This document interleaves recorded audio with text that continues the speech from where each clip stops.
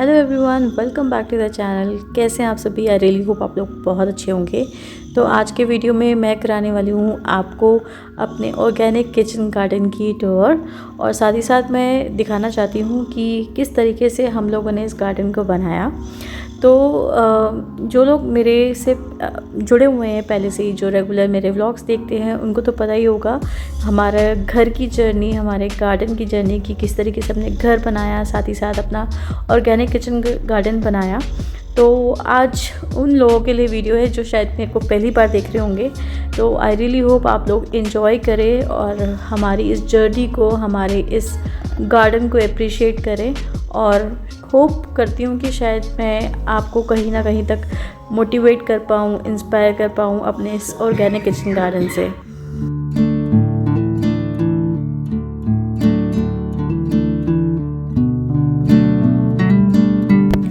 तो चलिए वीडियो को स्टार्ट करते हैं। ये जो लैंड देख रहे हैं आप, यही वो लैंड है जिसके ऊपर हमने अपना वेजिटेबल गार्डन बनाया है। तो ये कुछ ट्रायंगल शेप में है और काफ़ी बड़ी स्पेस है, बहुत कुछ हम लोग इसमें ग्रो कर सकते हैं, बहुत स्कोप है।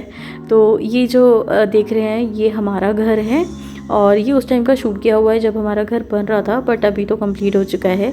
तो अपने घर के जस्ट साइड में ये एरिया निकाला है हमने जहाँ पे हम अपना गार्डन बनाएंगे। तो सबसे पहला पॉइंट था हमारे लिए कि फेंसिंग कैसे करें। तो हम लोगों ने सोचा कि ये आयरन ग्रिल्स लगाते हैं। तो हम लोगों ने देखा भी, एक्सप्लोर भी किया, बट ये बहुत ज़्यादा महंगा पड़ रहा था। और ये तो सिर्फ ग्रिल था जो महंगा पड़ रहा था, इसके सपोर्ट में एंगल भी लगाने थे, और इतना बड़ा एरिया कवर करना वो थोड़ा सा आउट ऑफ बजट जा ही रहा था। तो हम लोगों ने फिर सेकेंड ऑप्शन पे गए। तो हम लोगों ने डिसाइड किया कि हम लोग तार काटा लगाएंगे, जो कि ये भी मतलब था कि महंगा है, लेकिन फिर भी हम लोगों ने बोला ये तो आपको करना ही पड़ेगा। तो हम लोग कुछ पोल्स ख़रीद के लेके आए और तार काटा। फिर हम लोगों ने कुछ टाइम के बाद हम लोगों ने लगाया। तो इसका क्या था कि हम लोगों ने ये सोचा था कि पोल्स लगा लेंगे, तार काटा लगा देंगे, और फिर उसमें हेज ग्रो कर देंगे। हेज से जो फेंसिंग होती है वो भी काफ़ी शानदार लगती है, और एक बार बस ग्रो हो जाए उसके बाद टाइम टू टाइम कट करते रहेंगे तो वो बहुत सुंदर शेप में आ जाता है और बहुत सुंदर लगता है। तो अब इस पोल को हमें फिक्स करना था। तो ये सारा हार्डवर्क वाला काम रमेश ने किया, खुद सारा अकेले किया। तो यहाँ पे क्या है, अब पोल फिक्स करना था तो उसके लिए हम लोग मसाला बना रहे थे।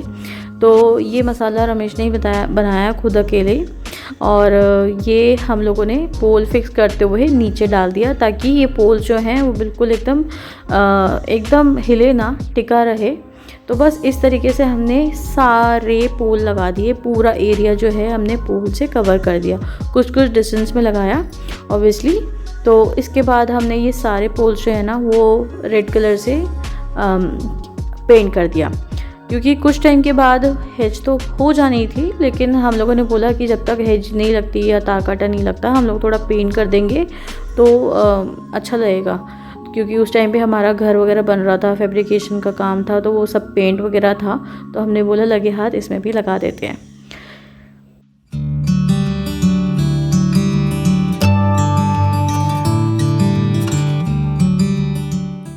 अब आपको सारे पोल्स गड़े हुए दिख रहे होंगे, रेड कलर में पेंट करे हुए दिख रहे होंगे।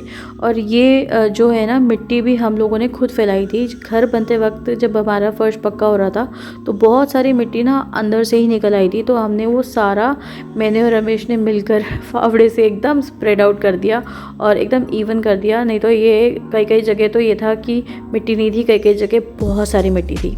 तो चलिए मिट्टी तैयार हो गई, फेंसिंग की तैयारी हो गई। अब बारी है पौधों को लगाने की। तो पौधों को लगाने से पहले हमें चाहिए थे वेजिटेबल सीड्स। तो हम लोगों ने अपना नियरेस्ट नर्सरी विज़िट किया और वहाँ से लेके आए हम लोग कुछ वेजिटेबल गार्डन जो कि सीजनल थे। उस टाइम पे विंटर का था। ऑलरेडी हम लोग बहुत लेट हो चुके थे, बट हमने बोला कि हार नहीं मानेंगे, अभी भी थोड़ा बहुत स्कोप है कि हम लोग कुछ ना कुछ तो विंटर वेजिटेबल्स लगा ही सकते हैं। और ये नवंबर का टाइम था, और मतलब विंटर के वेजिटेबल लगाने के लिए ऑलरेडी सितंबर और एंड या अक्टूबर में लगाना शुरू कर देना चाहिए, लेकिन हम लोग बहुत लेट हो गए थे।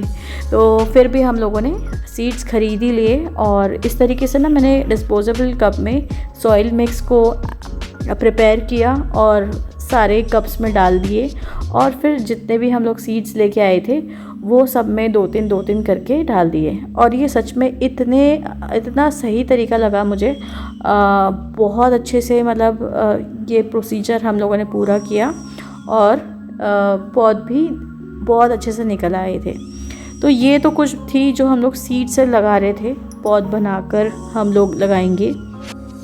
कुछ सीड्स ऐसे होते हैं जो डायरेक्टली आपको डालना होता है, जैसे कि स्पिनच हो गया, मेथी हो गई, धनिया हो गया, मटर हो गई। तो इस टाइप के लिए रमेश जो है ऐसे रेस्ड बेड बना रहा है।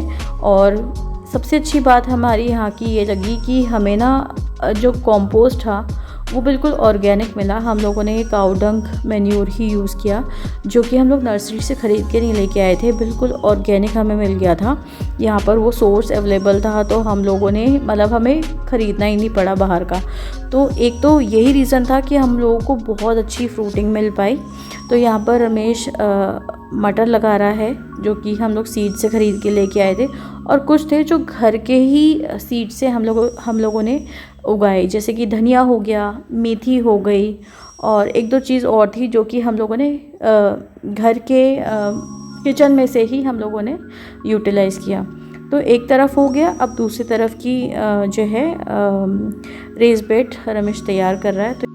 तो जैसे कि मैंने बताया कि हम लेट हो चुके थे वेजिटेबल्स ग्रो करने के लिए, तो कुछ हम लोगों ने क्या किया, हम लोग डायरेक्टली नर्सरी से प्लांट खरीद के लेके आ गए थे। एंड ये बिल्कुल ही एकदम क्या बोलूँ मैं, मतलब हमें पता भी नहीं था कि ऐसे पौध भी मिल जाएगी या प्लांट रेडीमेड मिल जाएगा।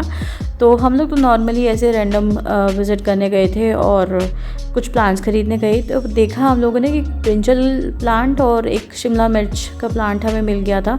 तो कुछ हमने यहाँ से 4 ब्रिंजल प्लांट्स लिए और एक शिमला मिर्च प्लांट लिया, और इसको घर आके फिर इसका सॉइल प्रिपेयर किया और हाथ ही हाथ मैंने प्रोपेगेट कर दिया अपने गार्डन में।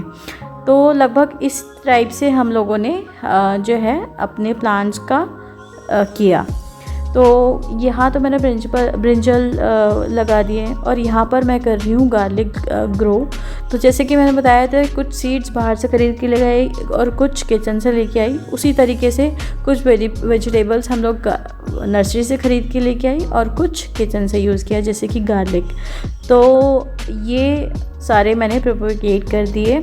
और ये देखिए जो मैंने सीडलिंग्स तैयार किए थे उसमें से देखिए छोटे छोटे पौध निकल के आने लग गए। सेपलिंग तैयार हो गई है, बहुत में निकल चुकी है और बहुत में नहीं निकल चुकी है। और ये देखिए जो हमने डायरेक्ट सॉइल में लगाए थे वो छोटे छोटे एकदम पौधे पनपने लग गए हैं। देख के सच में बहुत ज़्यादा खुशी मिली। और ये हमारा फर्स्ट अटेम्प्ट था और जिसे देखकर ना हमें बहुत ज़्यादा कॉन्फिडेंस आया और लगा कि हाँ हम लोग तो कर ही लेंगे। और यहाँ पे देखिए पहले हम लोगों ने तारकटा नहीं लगाया था, बट बीच में हम लोग लेके आए क्योंकि हमारे पौधे बड़े होने लग गए थे। अब था कि हाँ ये तो करवाना पड़ेगा, नहीं तो कुछ भी स्ट्रे डॉग्स या गाय भैंस आ जाती है तो सारा जो है वो डिस्ट्रॉय कर देंगे। तो ये हमने फेंसिंग कर दी और रेगुलर मतलब जो भी पौधे हैं हम लोगों ने ट्रांसफ़र कर दिए, सैपलिंग्स वगैरह। और डेली का हमारा यही रूटीन रहता था कि कभी रमेश पानी दे रहा है, कभी मैं पानी दे रही हूँ। और अभी सर्दी का टाइम था तो सुबह एक बार ही हम लोग पानी देते थे और बीच बीच में क्या करता था रमेश, जैसे संडे हो गया तो जो भी हमारे एग्जिस्टिंग प्लांट्स हैं उन पे हम लोग बस अपनी गोबर खाद जो है वो कर देते थे। और ये देखिए फ्रूटिंग जो मतलब हमारा इतना जो हम लोगों ने लेबर दिया अपना और इतना हम लोगों ने मेहनत किया, हम हस्बैंड वाइफ ने मिलकर इतना अच्छा गार्डन बनाया, इतना टाइम दिया और उसकी मेहनत का टाइम आ गया तो बहुत कुछ मैंने ग्रो किया। गार्लिक, कॉलीफ्लावर, कैबेज, पुदीना, टोमेटो, पालक, मेथी, धनिया और बहुत सारी हार्वेस्टिंग करी। मतलब सीज़न निकल चुका था, उसके बाद भी हम लोगों ने हार नहीं मानी और हम लोगों ने कंटिन्यू रखा अपना पैशन और बहुत कुछ मैंने हार्वेस्ट किया अपनी इस किचन गार्डन से और उसको बहुत अच्छे रेसिपीज़ में मैंने बदला, जो कि आप लोग मेरे व्लॉग्स में देखते आए हो। और जो लोग नए हैं ज़रूर चेक कीजिएगा मेरा व्लॉग भी, आप लोगों को सच में बहुत मज़ा आएगा। तो आई रियली होप आपको हमारा ये किचन गार्डन का जर्नी पसंद आया हो, और अगर पसंद आया हो तो प्लीज़ इस वीडियो को बहुत सारा प्यार दीजिएगा, लाइक कीजिएगा, शेयर कीजिएगा, सब्सक्राइब कीजिएगा। तो चलिए एंजॉय कीजिए मेरी ये हार्वेस्टिंग कुछ लास्ट के कुछ मिनट्स।